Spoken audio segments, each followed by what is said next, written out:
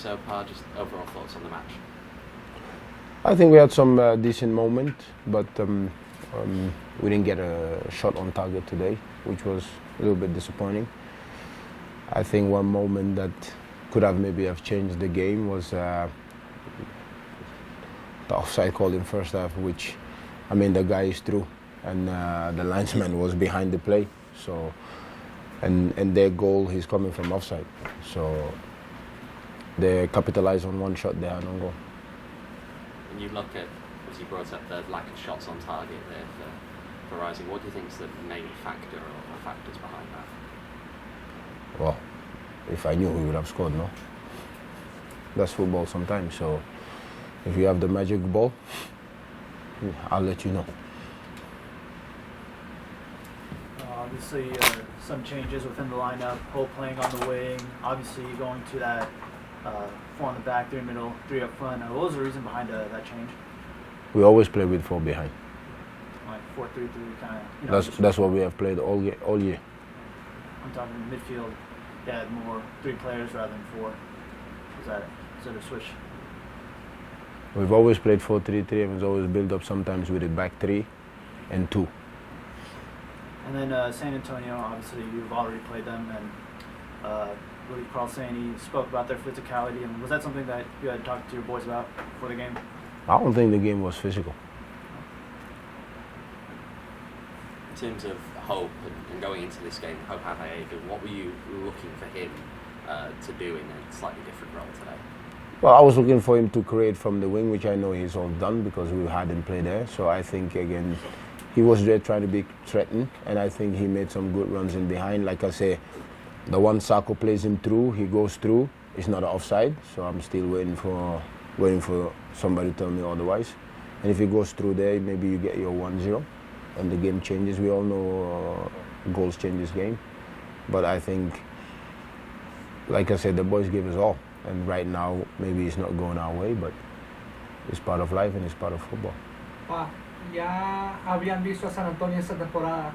Ya habían jugado contra San Antonio en casa. Sacan la victoria ahí. Obviamente hoy es un partido muy difícil. ¿Qué crees que fueron las diferencias entre el partido de hace unas semanas al partido de hoy? Según diferencia, San Antonio marca goles y no marca hoy.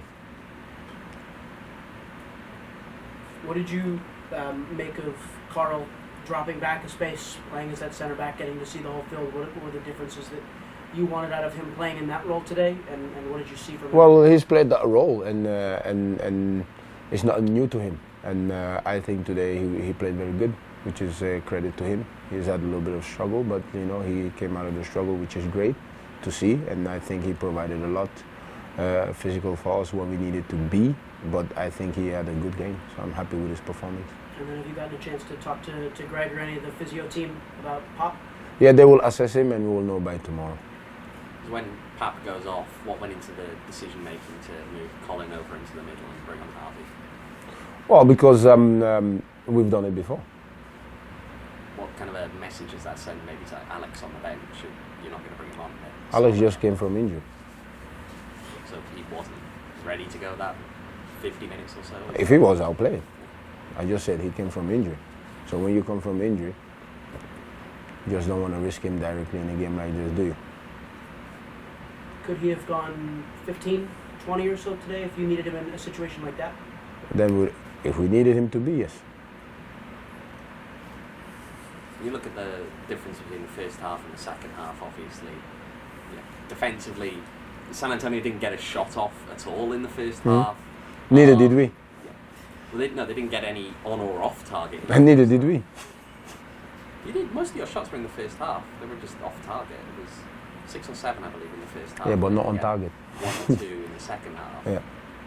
All off target. Yeah. What's the difference then between the first and the second half there for you? Well, I think we died out a little bit in intensity in the second half, especially on Braxton's side.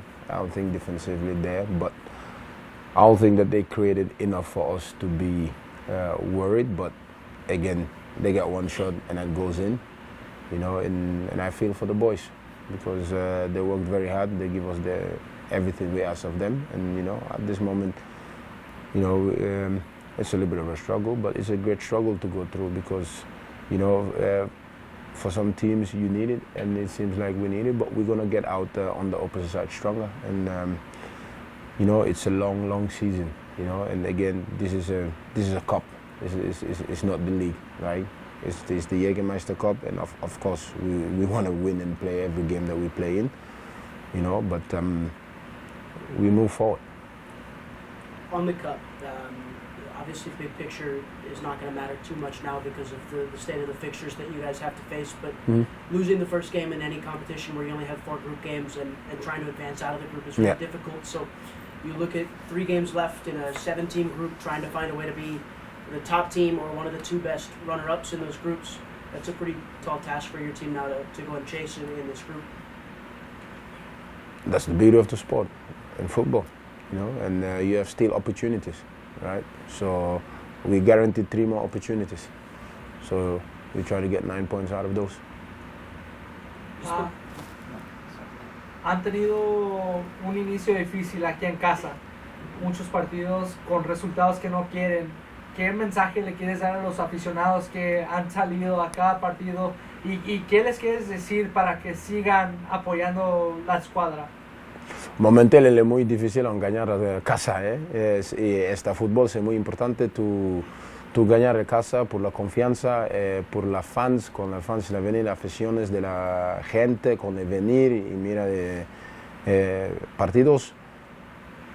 Yo creo tiempo y la cambiar con el equipo. Momentáneamente es muy importante.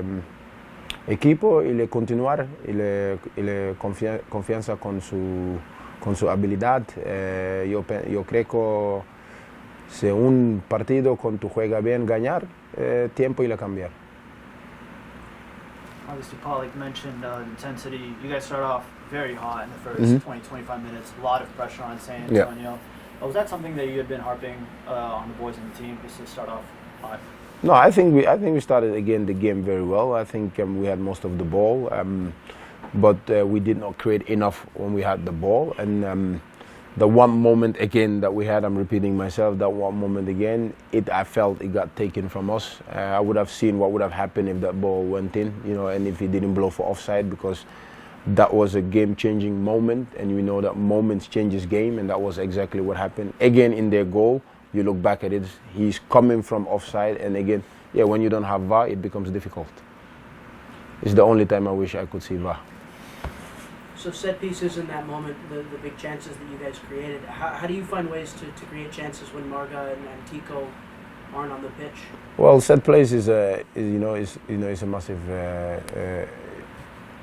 chance creator in the game, and we had 2 where you hoped again that we hit the target, but we did not hit the target. So that is also something that we work on, and it's part of football, right? It's part of football, and for me, what I say, the boys are working hard. The boys are coming to work every day. They're enjoying them. They're doing all the right things. Now is for them getting reward, and sometimes you don't get the reward that you want, but you fight for the rewards that you're gonna get, and that's what we're doing right now, and we're gonna get those rewards. I'm 100% sure of that. But then in the run of play, like again, lacking the first half in open play, no Marga, no Tico. Yeah. They've been kind of your key players in terms of chance creation at times in the wide spaces. How do you find ways to create chances in open play without them? Well, Marga was sick, so that's one of the reasons why he didn't start the game. It was a little bit of flu and stomach bug. But again, I think the first half was very good. Like I say, we didn't get a shot off. So we had the ball, we didn't get the shot off today in this game. While in every other games we've played so far, at least we've created, we get shot on target, but today was the only game that we did not get a shot on target. Any updates on availability for Quayshaw and Casey since they're in the squad? Yeah, they're working. Emmy is walking through his ankle injury, and hopefully in a week or a couple of days, he will be ready for us. Casey? Well, with Casey, I mean, he came to me He talked to me, and he has announced his retirement.